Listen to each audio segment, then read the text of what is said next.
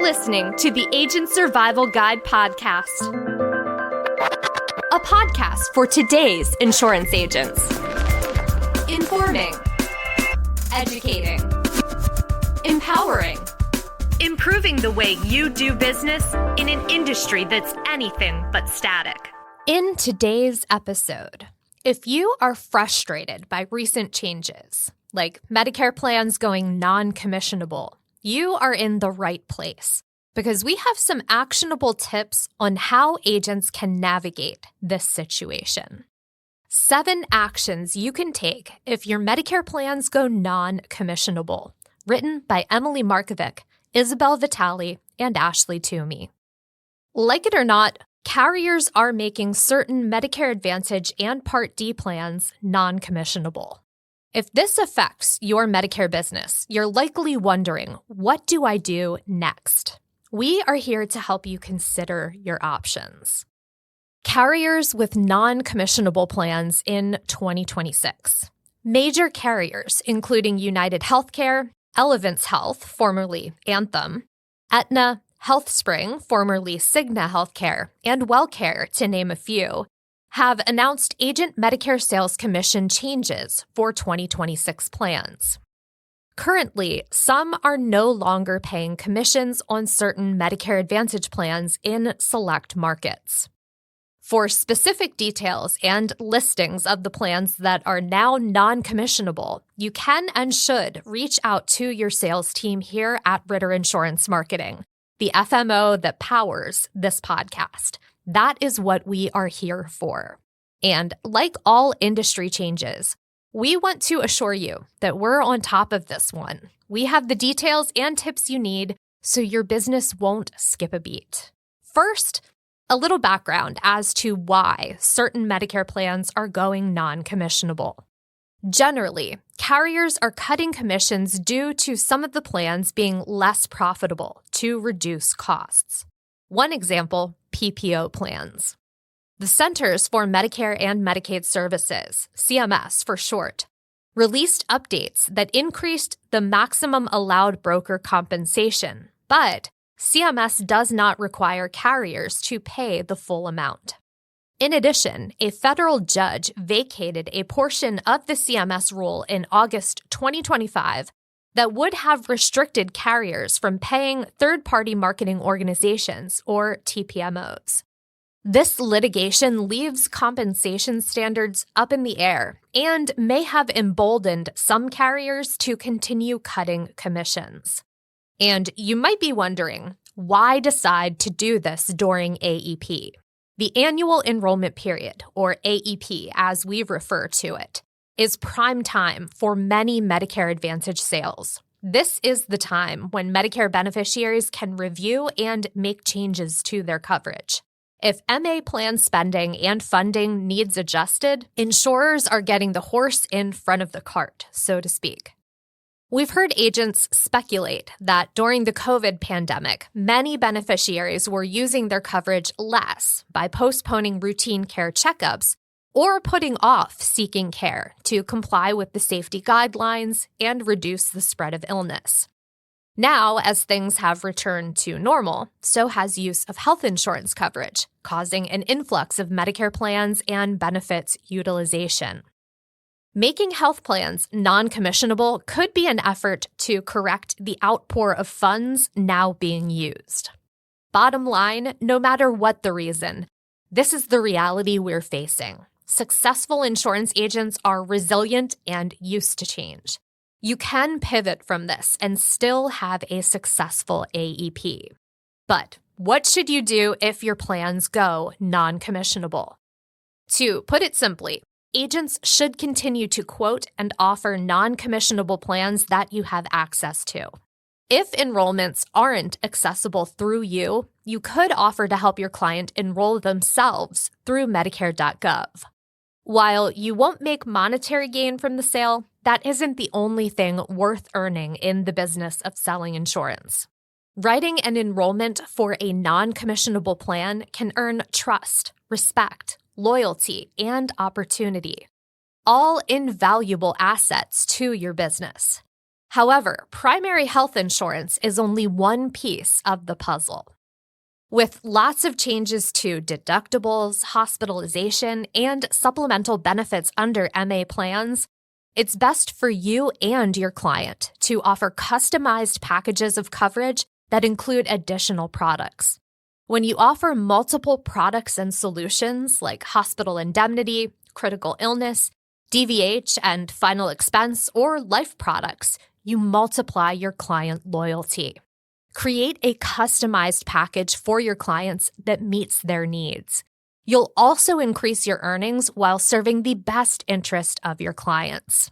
Happy and satisfied clients may refer you to family and friends. Trust your recommendations of ancillary products that can complete their coverage, and stay in your book of business, just to name a few benefits. Referrals, compliant cross-selling opportunities, and client retention, all from a commissionless sale, still sounds like a win to me. All of that being said, let's get into the 7 specific actions you can take if your Medicare plans have stopped paying commissions. Number 1, take a breather and rededicate yourself.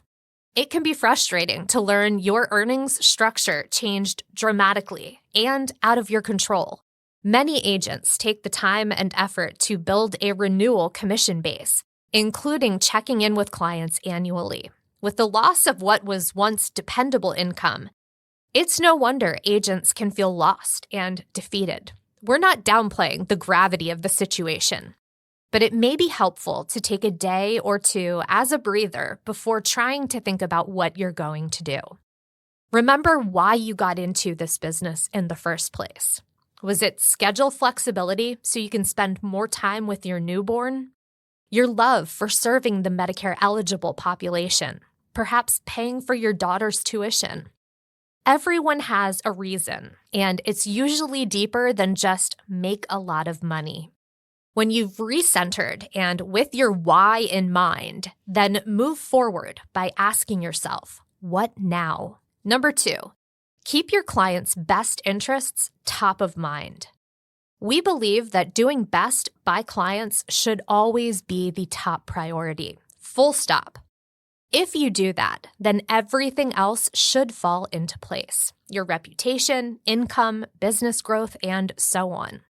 We're sure you want the reputation of helping a client secure the right plan no matter what. Get to know your clients. Take the time to fact-find thoroughly. Explore multiple coverage options. And most importantly, discuss with them what the best fit for their unique circumstances looks like. Developing rapport and a strong relationship with your clients builds loyalty and increases your chances of referrals. What if the right plan continues to be that non-commissionable PDP plan? When you first started selling a carrier's prescription drug plan, you probably liked something about it other than the fact that you got paid. Those reasons are still applicable. Consider still offering the plan to those clients for whom it would be a good option. Yes, you'll take a pay cut, but more importantly, you'll do what's best for your client. Number 3, add new commissionable plans to your portfolio. You need to make a living too, and every dollar counts, right? That's where portfolio health and balance come in. This change could be a sign that it's time to expand your insurance portfolio and contract to sell new commissionable MA plans and PDPs. If you're not sure which insurance carrier and plans are strongest and commissionable, reach out to your Ritter sales team for a free portfolio review and smart sheet. Our teams are broken out by state and business type, so we can really help zero in on your specific market. To further diversify your portfolio, consider offering additional Medicare Advantage prescription drug or MAPD plans. With their combined health and drug coverage and appealing extras and perks, MAPD plans have grown substantially in popularity since 2007. Research also suggests that people are still enrolling despite rises in costs. Not only are MAPD plans popular, but they can also be lucrative. You'll receive sizable Medicare commissions for new business and renewals. Maximum commission limits are set annually by the CMS, and many carriers pay the max amount in order to be competitive. Number 4, improve your cross-selling opportunities. Cross-selling ancillary products is an effective way to not only provide useful coverage for your clients, but also supplement your income. These products include hospital indemnity, cancer, heart attack and stroke, critical illness, long and short-term care, dental, vision and hearing, life insurance, annuities, and final expense. Just remember to cross-sell ancillary products like life insurance compliantly. You must have a scope of appointment filled out with ancillary health products checked to speak with a client about those products during an appointment. For example, if an ancillary health product, say final expense, is checked on the scope of appointment for your MA sales appointment, you can start the discussion then. If not, wait and present ancillary options and life insurance during a follow-up appointment. And of course, never push ancillary coverage just to make an extra sale or to combat a non-commissionable plan sale. But if it can benefit your client, go for it compliantly. Number 5, don't forget about Medicare supplements. If you offer PDPs, you may also be selling MedSup since the two naturally go together well. While you're contracting for new PDP and MAPD plans to give your growing portfolio the variety it needs, don't forget to review your current MedSup options to check for new competitive plans in your area. With so many MedSup plan letters, choosing the right plan for your client can be tricky. We recommend being able to offer your clients more than one plan letter. And it's important to note that if your client's current Medicare Advantage plan is terminated, they may have an opportunity to switch to MedSup coverage with guaranteed issue rights.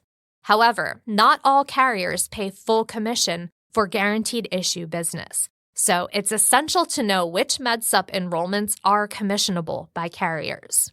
Like Medicare Advantage plans, there may be situations where a non-commissionable carrier offers the best fit for your client.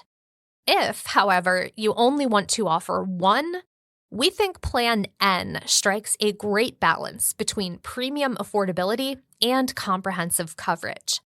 Like with Medicare Advantage plans, high-deductible MedSup plans can also be paired with hospital indemnity coverage to create a customized solution for your clients. Number 6, ask for referrals. Embrace the power of the referral during times of transition.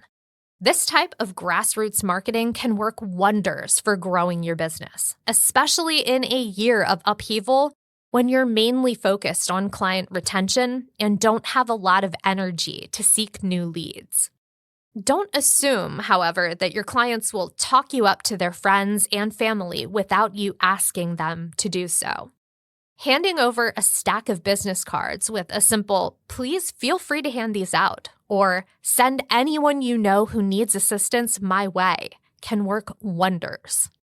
Number 7, work with an FMO like Ritter. When the winds of change blow, it's time to return to the basics. Building a strong portfolio. This can seem like a daunting task, especially when there are other changes to navigate. But that's why FMOs like Ritter Insurance Marketing are here to help. Not only can your sales team speak with you about competitive contracts for AEP, they can also introduce you to useful resources and sales technology, like Plan and Roll, that will streamline your entire business. Plans going non-commissionable can feel debilitating, but don't let it get you down. Ritter has a variety of solutions that could help you out in this tight spot. With all of these suggestions at your fingertips, you can proudly plan to move forward and past this difficult situation. Remember, with change comes opportunity. Embrace the possibilities and make non-commissionable plans a small speed bump in your road to business success.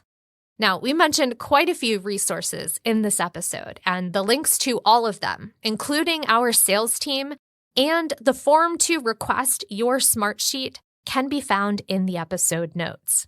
Thanks for listening. As you're tapping around the notes, make sure you're following along with us. That way, we will see you next episode.